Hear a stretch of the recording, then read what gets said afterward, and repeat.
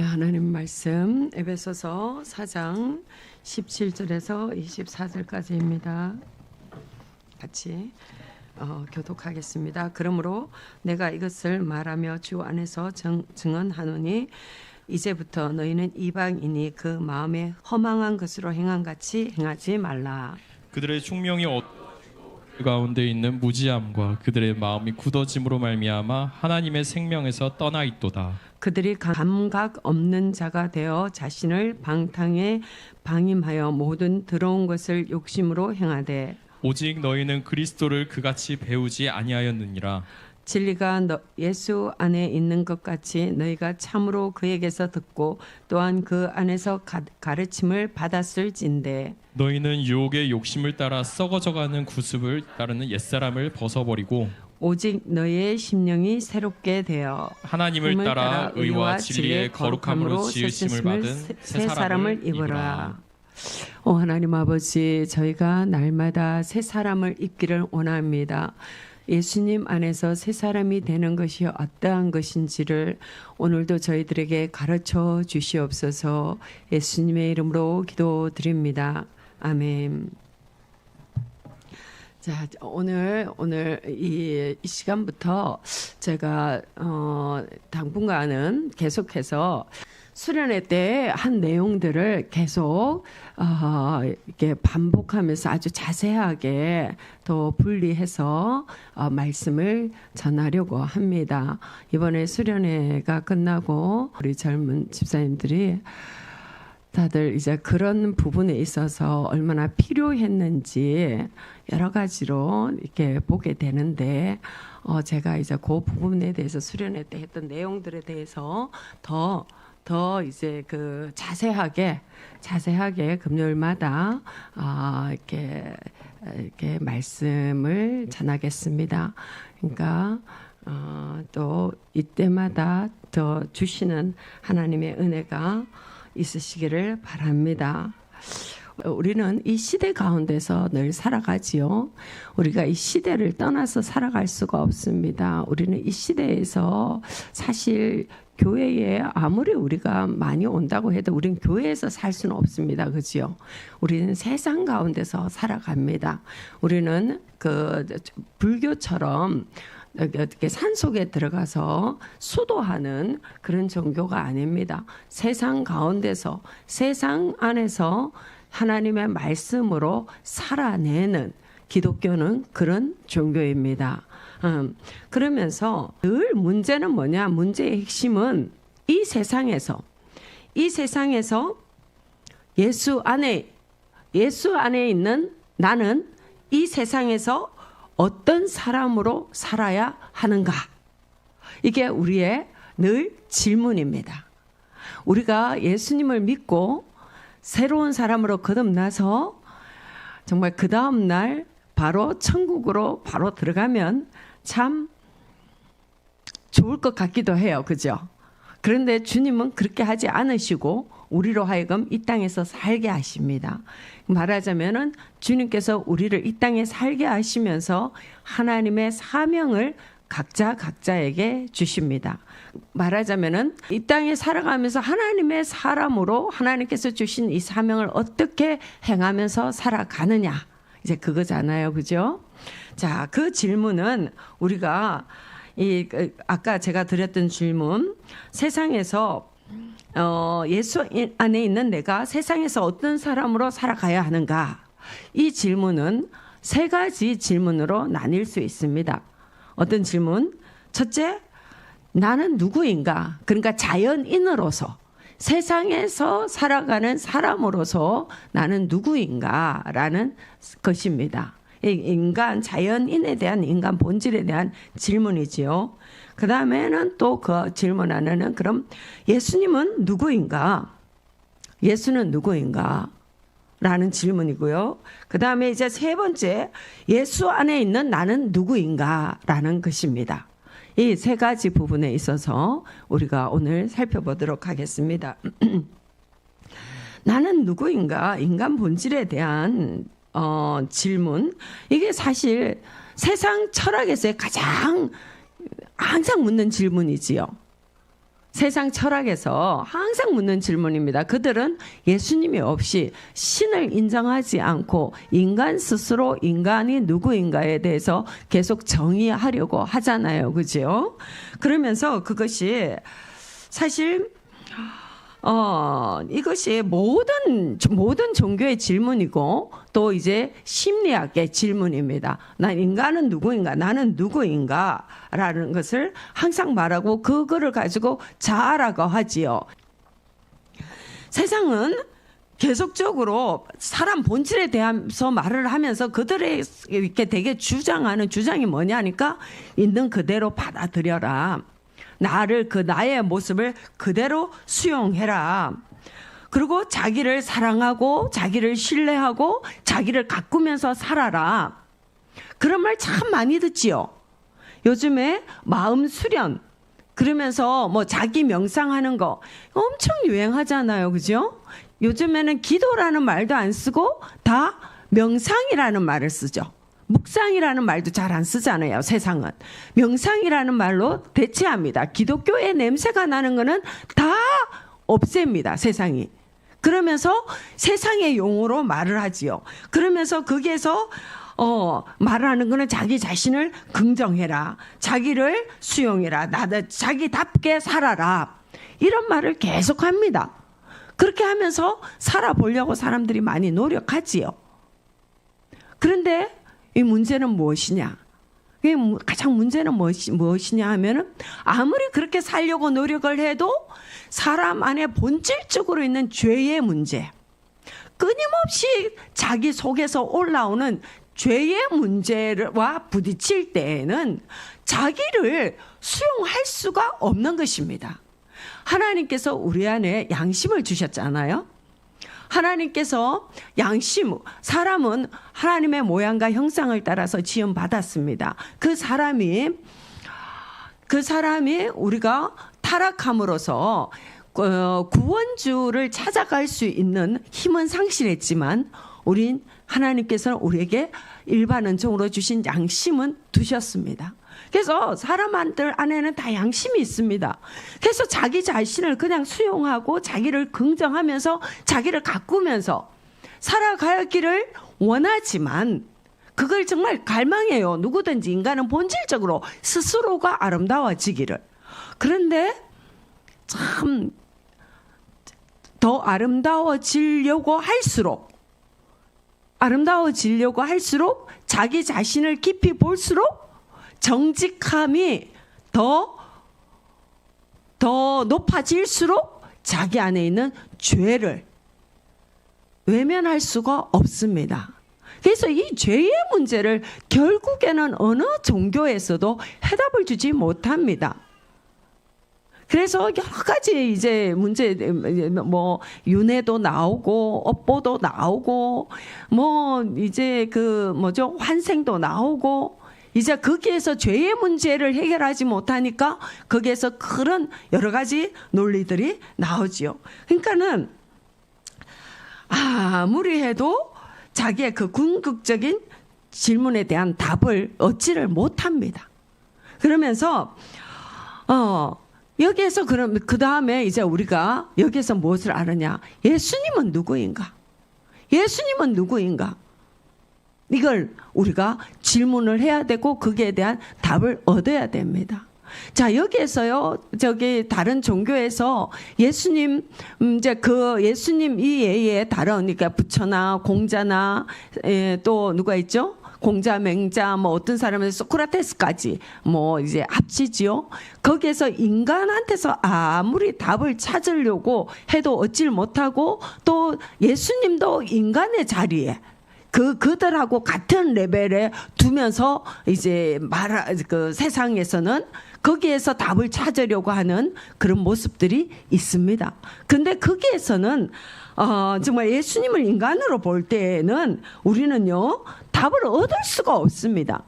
정말 그리고 인간도 마찬가지입니다. 사람도요 그냥 우리가 사람을 볼 때에 세상이 정의하는 그 진화론적인 입장, 사람을 어떻게 우연하게 유기물이 생겨서 우연하게 진짜 말도 안 되죠. 뭐 연력학 법칙을 완전히 거꾸로 보는 우연하게 정리정돈이 됩니까? 우연하게 다 흩어지는 건 되지만 우연하게 정리정돈이 된다. 이게 참 어려운 일이죠.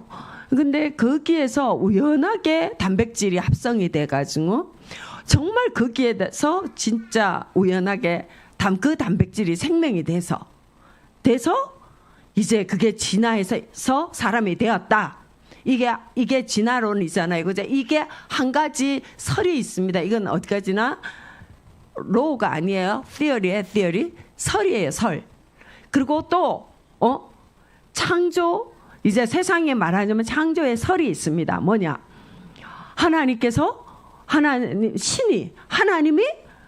자기의 형상과 모양을 따라서 우리를 지었다라는 겁니다. 자, 어떤 것을 선택하더라도 그것은 증명의 문제가 아닙니다. 어떤 것을 선택하더라도 그거는 이제 믿음의 문제가 분명합니다. 여러분, 진화론은 과학의 문제가 아닙니다. 과학의 문제가 아니고 진화론 역시 믿음의 문제입니다. 내가 진화론을 믿을 것이냐, 내가 창조를 믿을 것이냐, 믿음의 문제입니다. 하나님께서는 우리를 지으실 때에 우리에게 정말 하나님의 모양과 형상을 따라서 지으시면서 우리에게 가장 좋은 것으로 영원한 생명을 주기 위해서 우리를 창조하셨습니다. 그렇게 창조를 하셨는데, 근데 우리가 어떻게 해요? 아담이 그 하나님을 거부하고 반항한 것, 이것이 죄의 뿌리지요. 이 죄의 뿌리로 인하여서 우리가 하나님과 분리되면서 우리는 우리 권한에 대한 불안감을 가지고 있습니다. 그 불안 때문에 우리는 항상 두렵습니다. 내가 나를 지켜야 되니까요. 내가 내 인생을 살아가야 되니까. 항상 그렇고 이 두려움으로 나를 지켜야 되는데 이 두려움이 내 안에 있는 것들이 드러나는 거, 이게 또 다른 두려움이지요. 그리고 이런 두려움이 드러날 때 사람들은 어떻게 합니까? 자기 방어를 하지요. 그 자기 방어로 드러나는 게 어떤 것입니까? 지난번에 우리가 공부했던 적개심, 분노, 궤변, 자기 연민, 뭐 이런 거, 그 근본적으로 있는 불안과 두려움을 방어하기 위한, 우리는 우리의 성격이라고 말하죠. 마귀들이 만들어 놓은 견고한 요새입니다. 그런 것들을 만들어 놓고 있습니다. 자, 이런 것들이 드러나면 우리가 어때요? 너무 불편하지요. 불편하니까는 우리는 이것을 참 다 이렇게 자꾸만 가둡니다. 자꾸 안 드러날, 어떻게 하면 이거를 숨길까 하지요. 세상에 어떻게 보면요, 여러분들 명상하는 거 있죠. 명상하는 거라든가 또 세상에서 나는 누구인가 본질적으로 나를 수용하라고 할 때에도요, 이 자꾸 나를 숨기는 거짓이 숨어 있습니다. 본질적으로 정직함을 보기보다는 그 정직함에서 불편한 모습을 계속 왜곡하면서 그것을 그냥 좋게 포장하려고 하는 그런 시도들이 아주 많습니다. 우리의 전통 안에도 굉장히 많이 있고요. 우리 문화 속에서도 그런 것들이 아주 많이 있습니다. 여러분들 속으면 안 됩니다. 이 마귀들의요, 마귀들의 최고의 책략은 거짓입니다. 죄의 뿌리에는 근본적으로 거짓이 함께 있습니다. 그거 늘 볼 줄 알아야 됩니다. 그것이 어디에서 제일 잘 나타나느냐? 창세기 3장 12절 13절입니다. 여러분들 안 찾아도 잘 알아요. 하나님께서 아담에게 오시죠. 아담에게 오셔서 하나님께서 뭐라고 하십니까? 하나님이 먼저 찾아오셔서 친절하게 물으시잖아요. 아주 친절하게 먼저 오셔서 그랬습니다. 내가 네게 먹지 말라 한 나무의 열매를 네가 먹었느냐? 주님은 네가 그거 먹었느냐라고 물으셨어요. 다 알고 그거는 뭐라고 대답하면 돼요? 예, 아니요라고 대답하면 되는 문제지요. 이거는 주님께서 너무나 친절하게 질문을 하셨습니다. 예, 아니요라고 대답하면 되는 문제입니다. 어떻게 먹었느냐라고 안 물었어요. 그런데 아담은 어떻게 대답합니까? 여러분 같이 대답해 보세요. 어떻게 대답합니까? 하나님께서 나에게 주신 여자, 그가 나에게 주어서, 그가 나에게, 그까지 강조합니다. 하나님께서 나에게 주신 여자, 그가 나에게 주어서 내가 먹었습니다. 참, 여러분들, 너무나 사람의 너무나 진짜 죄의 모습이 너무 명확하게 드러나는 문장입니다. 이게 다 우리의 모습이에요. 우리의 모습. 죄의 문제를 불가피하게 가지고 있는 이 죄의 문제, 절대로 우리가 이 외면할 수 없는 이 죄의 문제입니다. 자기 책임을 어떻게 하면은 회피할까? 이 말도 안 되는 궤변을 늘어놓고 있지요. 근데 이런 궤변이 어떻습니까, 여러분? 자녀들 키워보니까 어때요? 이런 비슷한 질문, 엄마 이거 누가 했어? 희찬아, 이거 희찬이가 했어? 안 했어? 이렇게 질문하지요. 그런데 희찬이가 뭐라고 대답해요? 희찬이가 했어요라고 대답해요.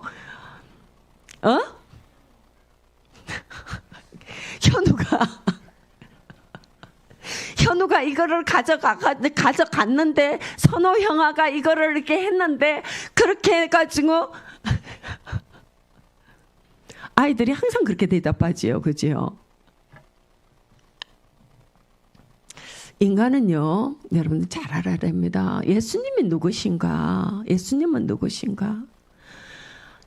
이 문제와 연결됩니다. 인간은 자기 죄를 자기 스스로가 책임질 수 없는 존재입니다. 인간은요, 자기 죄를 자기 스스로가 책임질 수 있는 능력이 없습니다. 이거를 인정하는 것, 여기에서 예수 그리스도가 필요합니다. 예수님이요, 여기에서 나오셔요. 예수님이 이 죄의 문제, 하나님의 언약을, 하나님은 완전한 존재, 하나님께서 창조하시는 완전한 존재하고 하나님께서는 언약을 체결하셨습니다. 그래서 언약은 누구와 체결합니까? 대등한 존재가 체결하는 것입니다. 그런데 인간이 죄를 범함으로 인해서 이제 아담은 하나님과 대등한 존재에 있을 수가 없습니다. 아담이 죽는다 한들 그 언약은 회복되어질 수가 없습니다. 그래서 사람이 죽는다 해도 하나님 앞에서 용서받을 수 없습니다. 다시금 그 창조된 원래의 존재로 돌아갈 수가 없습니다. 그래서 하나님께서 어떤 일을 행하십니까? 여자의 후손을 이 땅에 보내십니다. 그분이 누구시냐? 바로 하나님 자신이라는 겁니다. 하나님 자신이 사람이 되셔서 이 땅에 오신 그분이 누구시냐? 예수 그리스도십니다. 아멘. 여러분, 단순하게 예수님은 4대 성인, 5대 성인이 아닙니다. 예수님은 하나님이십니다. 하나님께서 사람의 자리로 오셔서 하나님과 죽으심으로, 완전한 인간이 되셔서 죽으심으로 하나님 앞에서 그 죄를 갚으실 수 있었습니다. 아멘. 사도행전 4장 20절에는 그렇게 말씀하십니다. 다른 이로서 구원을 얻을 수 없나니 천하 인간의 구원받을 만한 다른 이름을 우리에게 주신 일이 없느니라. 아멘.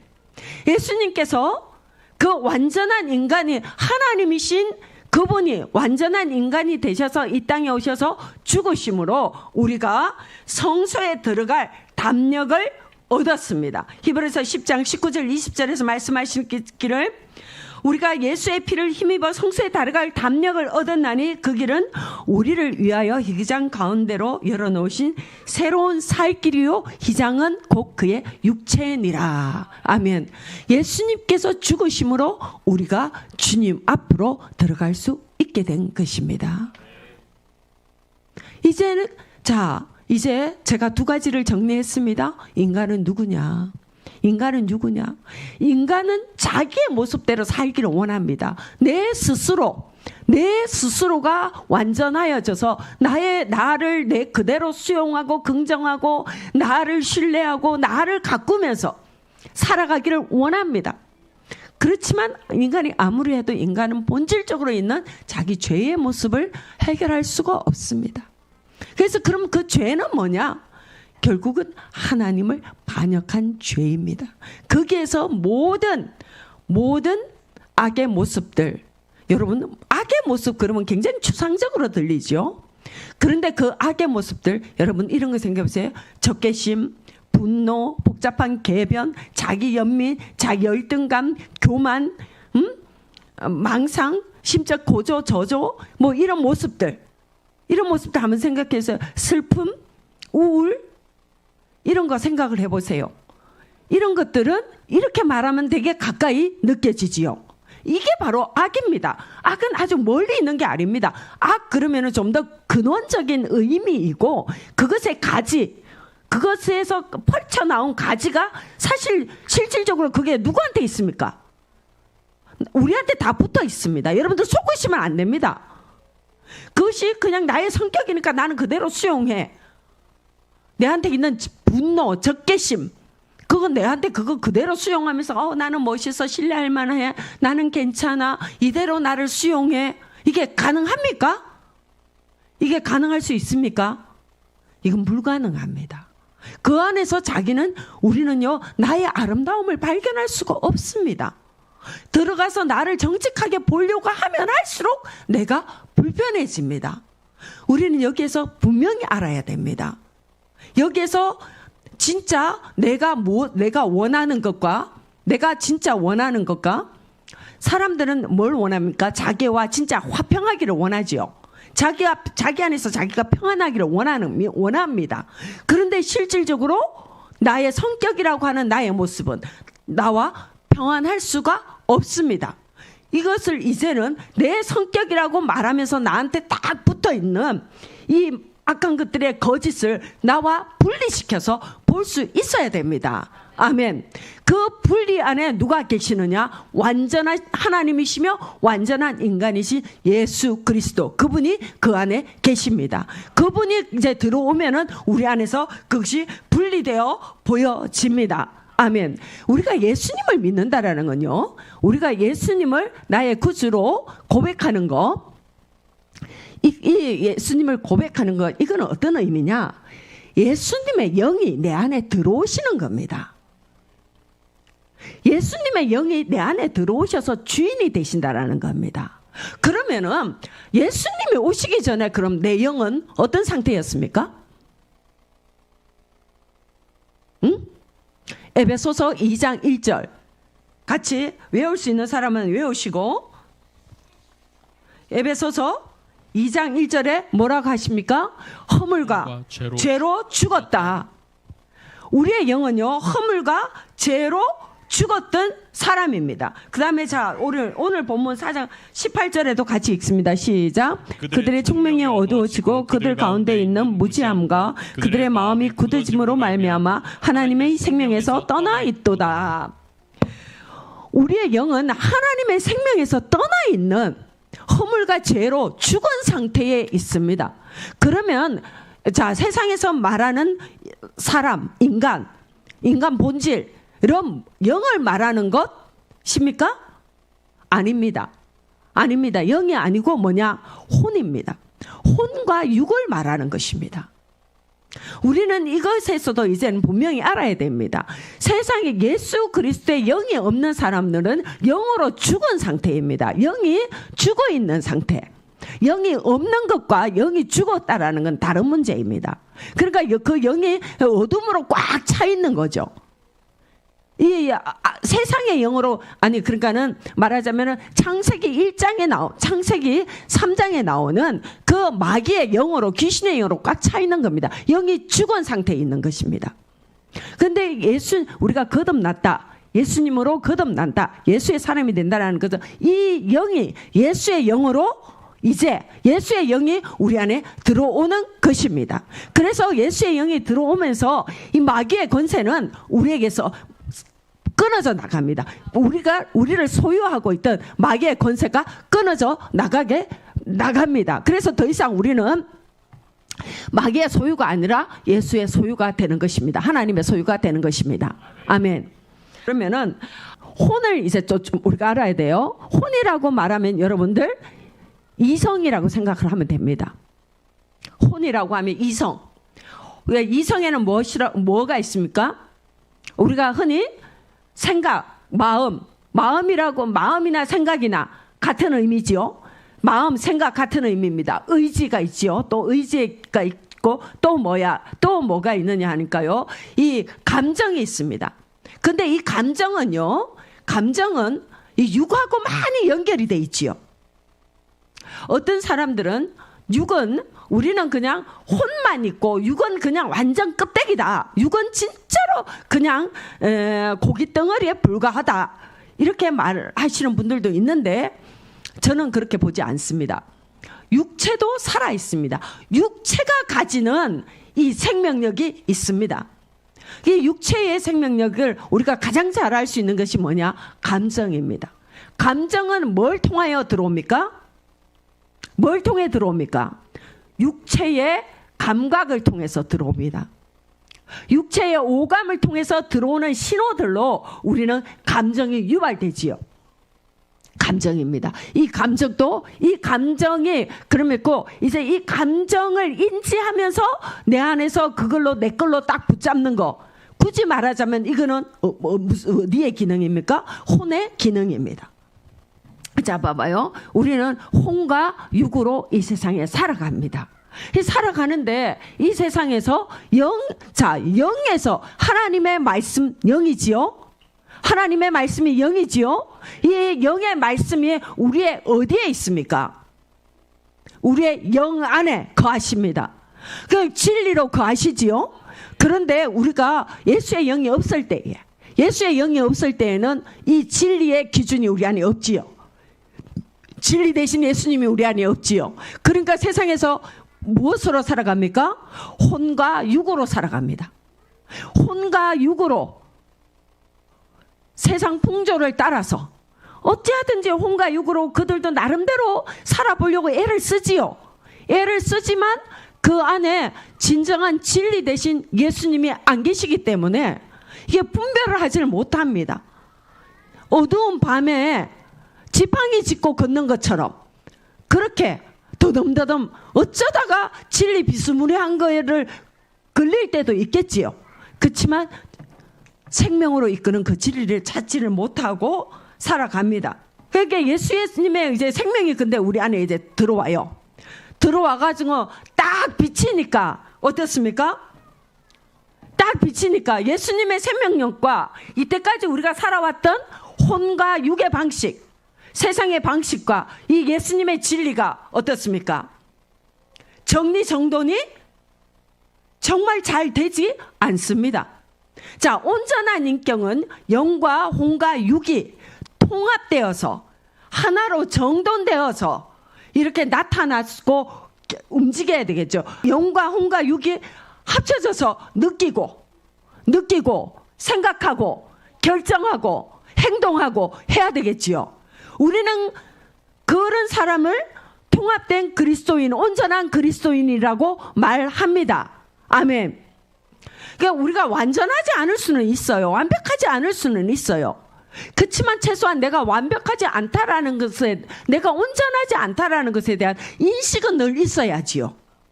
내 영혼의 기준이 분명해서 내 혼적인 생각과 의지와 행동들이 지금 이것이 주님의 진리의 다림질을 따라서 진리를 따라서 가지 못하구나 하는 이걸 알아야 되잖아요. 근데 이게 없을 때에는 그것조차도 모르지요. 그죠?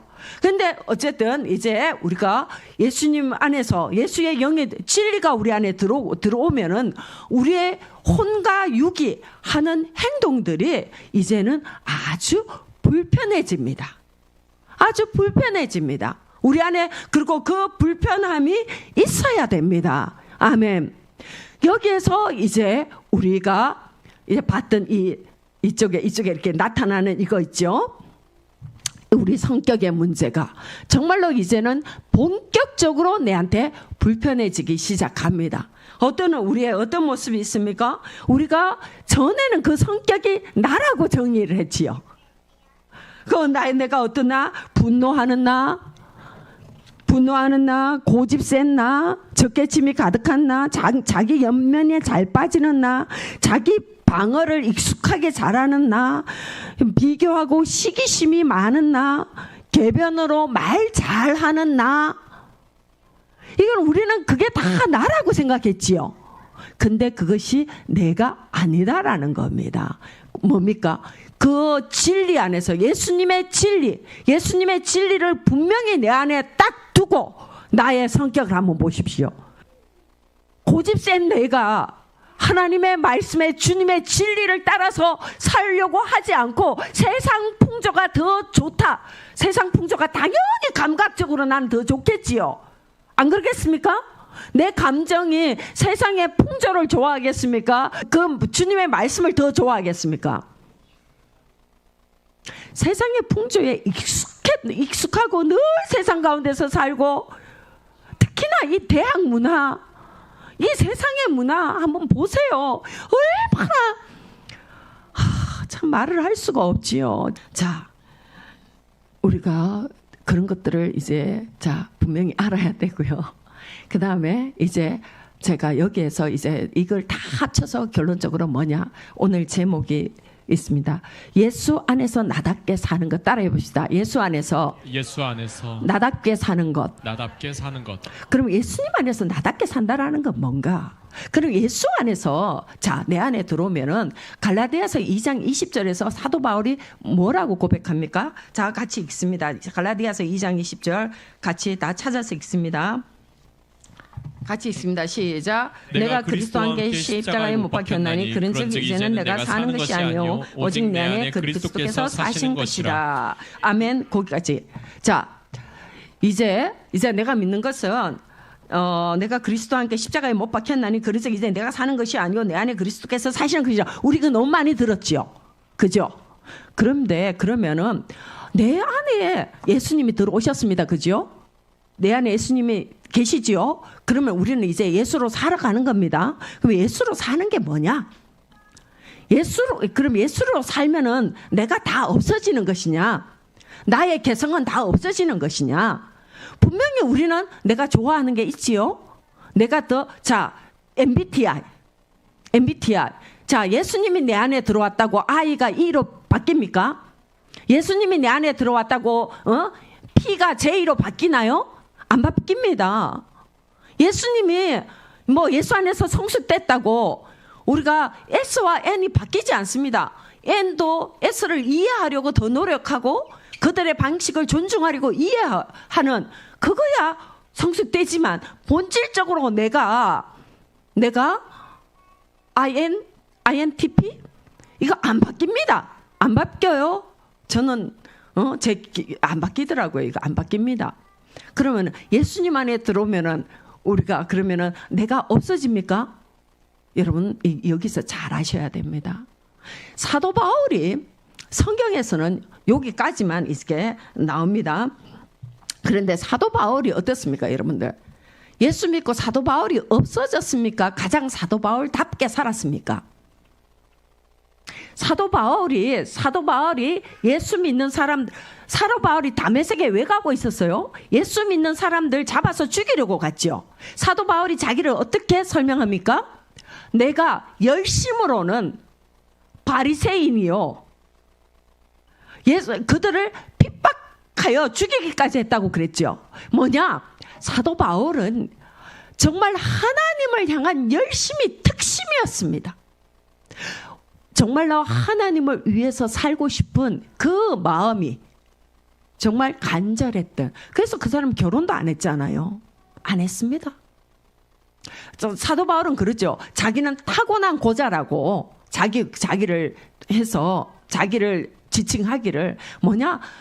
그만큼 의를 사모하는 마음으로 충만했던 사람입니다. 그래서 그 사람은 그 의 때문에 어떡합니까? 순교했습니다.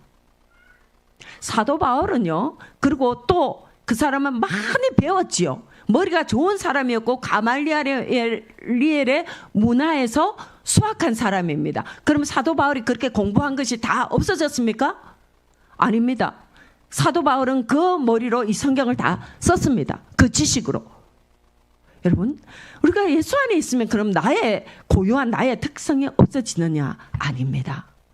여러분들 여기에서 이 부분에서 이제 잘 정리해야 됩니다. 결론적으로. 우리가 예수님 안에서 예수 안에 들어오면은 우리가 없어지는 것이 아닙니다. 오늘 본문 에베소서 4장 24절입니다. 저기 23, 24절입니다. 같이 읽습니다. 시작. 오직 너희의 심령이 새롭게 되어 하나님을 따라 의와 진리의 거룩함으로 지으심을 받은 새 사람을 입어라. 아멘. 우리가 이제 예수님의 영이 내 안에 들어오면은 나의 혼과 육이 새 사람이 됩니다. 아멘. 우리는 이제 새 사람을 입어야 됩니다. 골로새서 3장 10절도 우리 한번 찾아보겠습니다. 바로 뒤에 있지요. 같이 있습니다. 시작. 새 사람을 입었으니 이는 자기를 창조하신 이의 형상을 따라 지식에까지 새롭게 하심을 입은 자니라. 새 사람을 입었으니 우리가 지식에까지 새롭게 돼야 됩니다. 그러면 이제 지식이 어떤 지식이냐? 어떤 지식이냐? 그리스도 예수를 아는 지식과 함께 여러분 나를 아는 지식. 오늘 지금 우리는 이제 그 내용입니다. 나를 아는 지식을 가지셔야 됩니다, 여러분. 마태복음 25장 14절 이후로. 여기가 뭔 비유입니까? 여러분들 잘 알지요? 뭐예요? 달란트 비유지요. 달란트 비유. 우리는 이거 달란트 비유를 잘 이해할 필요가 있습니다. 한 달란트 받은 사람, 두 달란트 받은 사람, 5달란트 받은 사람. 여러분 이거에 대해서 한 달란트는 그거, 두 달란트, 5달란트. 그들이 2달란트 남기고 5달란트 남겼을 때 우리 주님께서 칭찬하신 그 칭찬의 멘트는 완전히 똑같습니다. 일도 다르지 않습니다. 뭐냐? 우리는 자기를 알아야 됩니다. 하나님께서 나를 어떻게 창조하셨는가? 하나님께서는 나를 왜 이렇게 만드셨는가? 자기를 인정할 줄 알아야 됩니다. 하나님께서 나를 이렇게 생기게 만드셨죠? 내 키를 요만하게 만드셨고 나는 이렇게 살이 잘 찌는 체질이고 이것까지 나는 이런 기질이 있고 나는 내 지능은 어느 정도이고 여러분 지능에 대해서도 많은 오해들이 있는데 여러분 머리가 똑똑한 사람이 있습니다. 여러분 다 똑똑해지지 않아도 됩니다. 안 똑똑해져도 됩니다. 똑똑한 사람을 더 쳐주는 것은 더 쳐주고 더 높이는 거 이거요 세상이 만든 악한 문화입니다. 하나님은 머리가 좋은 사람을만 더 높이고 머리 안 좋은 사람은 더 이렇게 낮추려고 하나님께서 그렇게 만드셨습니까? 역할이 다른 겁니다. 자기 머리 별로 안 좋은 거 그거 자꾸 회피하면서 나는 부인하면서 자꾸 똑똑한 무리에 들려고 너무 애쓰지 마세요. 그거 하나님 앞에서 그렇게 아름답지 않습니다. 본인의 역량에 따라 본인을 인정하시기 바랍니다. 그게 하나님의 선하신 뜻입니다. 하나님께서 주신 달란트입니다. 아멘. 그 다음에 우리에게 재능 마찬가지고요.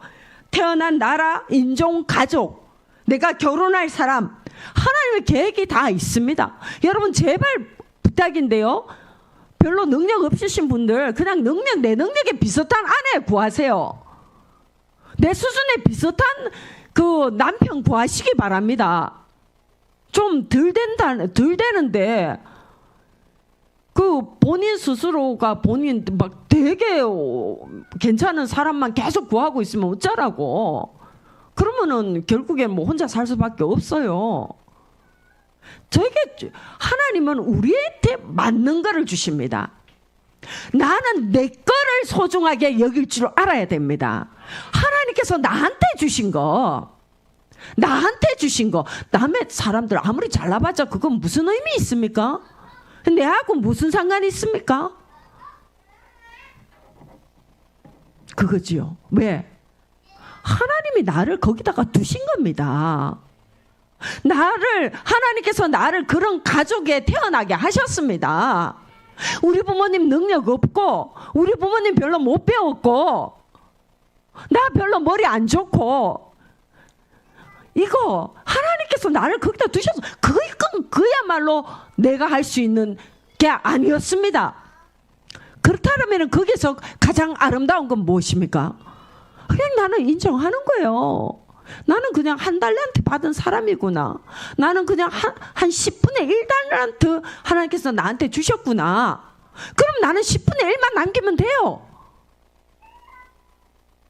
5달란트 받은 사람이 1달란트 남기면 그거 죄예요. 1달란트 받은 사람은 1달란트만 남기면 됩니다.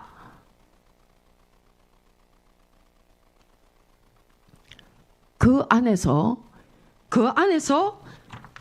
나의 이 모습을 통해서 예수님이 나타나시게 하면 됩니다. 예수님의 모습이 어떻습니까? 예수님은 온 우주가 예수님이십니다. 온 우주의 자연이 예수님이십니다. 예수님의 모습은 정말로 머리 안 똑똑한 사람한테서도 예수님의 모습이 드러나셔야 됩니다. 능력 없는 사람한테서도 예수님의 모습이 드러나셔야 됩니다.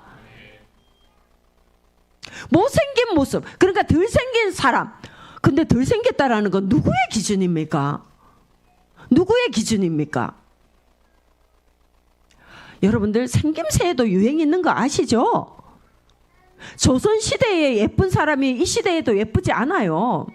제가 어릴 때에 예쁘다고 말했던 사람이요, 진짜 예쁘다는 기준도 시대마다 다 달라지더라고요. 예쁘다는 기준이 도대체 누구의 기준이며 능력 있다는 기준은 누구의 기준입니까?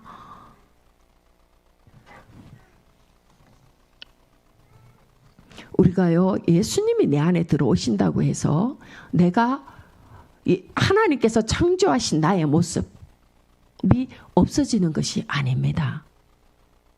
나는 이제 내 안에 계신 예수님으로 나의 모습을, 내 모습이 예수님으로 드러나게 해야 됩니다. 이것이 우리가 이 땅에서 살아가는 사명입니다. 아멘. 여러분들, 창조주께서 창조하신 고유한 우리의 모습은 우리 안에 계신 예수님 때문에 손상되는 것이 아닙니다. 없어지는 것이 아니고요. 예수께서 나를 통해 드러나는 것입니다. 다양한 예수님의 모습이 우리의 다양함을 통해서 드러나는 것. 이런 것에 우리의 지식이 열리게 되시기를 바랍니다. 아멘. 하나님 아버지 감사합니다. 주님께서 저희들 안에 어떻게 거하시며 저희들을 통하여서 주님께서 어떤 모습으로 드러나기를 원하시는지 하나님 그 메커니즘을 오늘 저희들에게 가르쳐 주셔서 참 감사드립니다.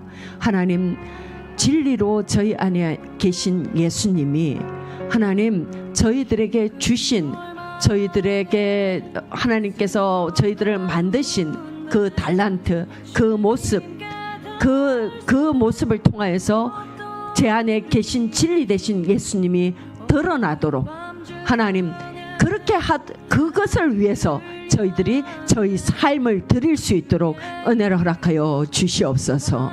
하나님 그것을 가로막고 있는 우리에게 있는 악한 것들의 견고한 진, 우리가 성격이라고 말하면서 우리를 속이고 있었던 그 견고한 진들이 어떠한 것인지 명백하게 볼 수 있도록 은혜를 허락하여 주시고, 하나님 그것을 분리하고 그것과 싸워서 정말로 주님의 진리를 내 안에서 만들어내는 저의 인생이 되어질 수 있도록 주여 은혜를 허락하여 주시옵소서. 예수님의 이름으로 기도드립니다. 아멘.